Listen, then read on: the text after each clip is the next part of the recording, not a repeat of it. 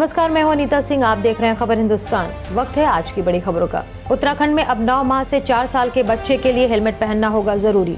उत्तराखंड में अब जल्द ही केंद्रीय मोटर वाहन अधिनियम लागू हो सकता है और इसके तहत राज्य में 9 माह से लेकर 4 वर्ष तक के बच्चों के लिए मोटरसाइकिल पर बैठने पर पीछे हेलमेट और सेफ्टी हार्नेस पहनना अनिवार्य हो गया है। असल में केंद्र सरकार द्वारा संशोधित केंद्रीय मोटर वाहन अधिनियम में इसके लिए प्रावधान किया गया है और राज्य का परिवहन विभाग इसके लिए प्रस्ताव तैयार कर रहा है और जिसे जल्द ही शासन को भेजा जाएगा।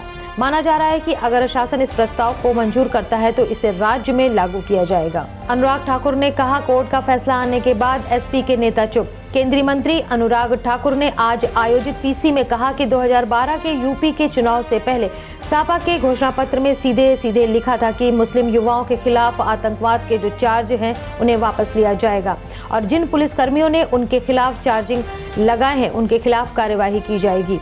उन्होंने आगे कहा कि 2008 के अहमदाबाद सीरियल बम विस्फोट के तार सीधे यूपी में समाजवादी पार्टी के नेताओं के साथ थे। कोर्ट का फैसला आने के बाद समाजवादी पार्टी के नेता चुप हैं। ये चुप्पी एक बार फिर आतंकियों के संरक्षण की तरफ उंगली उठाती है। राजनाथ सिंह ने कहा, हम कहते थे कि हम राम मंदिर बनवाएंगे।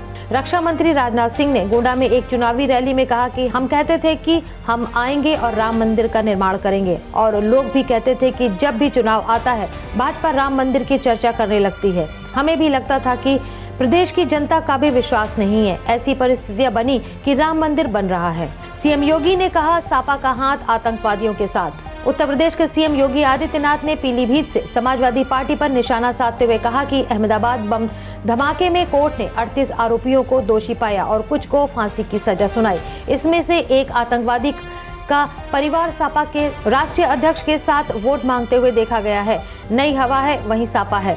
यह फिर से साबित हुआ है कि सपा का हाथ आतंकवादियों के साथ है। चुनाव प्रचार खत्म होने के बाद भी सीएम चन्नी के प्रचार करने के खिलाफ केस दर्ज। पंजाब में विधानसभा चुनाव के लिए चुनाव प्रचार समाप्त हो गया है, लेकिन राज्य के मुख्यमंत्री चरणजीत सिंह चन्नी के खिलाफ विधानसभा चुनाव के प्रचार के आखिरी दिन शुक्रवार को मनसा जिले में आचार संहिता का उल्लंघन करने का मामला दर्ज कराया गया है। चन्नी के अलावा सिद्धू मूसेवाला के नाम से चर्चित कांग्रेस उम्मीदवार शुभदीप सिंह पर भी केस हुआ है। आम आदमी पार्टी की ओर से चुनाव आचार संहिता के उल्लंघन का आरोप लगाया गया। पूर्वी यूक्रेन में तेज हुई हिंसा, अलगाववादियों ने 20 से ज्यादा जगह किया हमला। समाचार एजेंसी रॉयटर्स का कहना है कि पूर्वी यूक्रेन में अलगाववादियों के नियंत्रण पर दोनेत्स्क शहर के उत्तरी हिस्से में शनिवार सुबह कई विस्फोटों की आवाज सुनी गई। यूक्रेन में अलगाववादियों की गोलाबारी में एक सैनिक के मारे जाने की खबर है। सेना ने कहा कि अलगाववादियों ने भारी तोपखाने का इस्तेमाल करते हुए 20 से अधिक बस्तियों पर हमला किया जो मिन्स्क समझौते के तहत प्रतिबंधित थे। अभी ये स्पष्ट नहीं हो पाया है कि विस्फोटक कहां से आए थे। 7,000 करोड़ के प्रोजेक्ट को लेकर टाटा और अडानी में छिड़ी जंग। 7,000 करोड़ के प्रोजेक्ट को लेकर देश के 2 दिग्गज उद्योगपति टाटा पावर और अडानी पावर आमने सामने हैं। एपीलेट ट्रिब्यूनल फॉर इलेक्ट्रिसिटी ने टाटा पावर की उस याचिका को खारिज कर दिया जिसमें अडानी पावर को 7,000 करोड़ के इलेक्ट्रिसिटी ट्रांसमिशन कॉन्ट्रैक्ट दिए जाने पर सवाल उठाया गया था।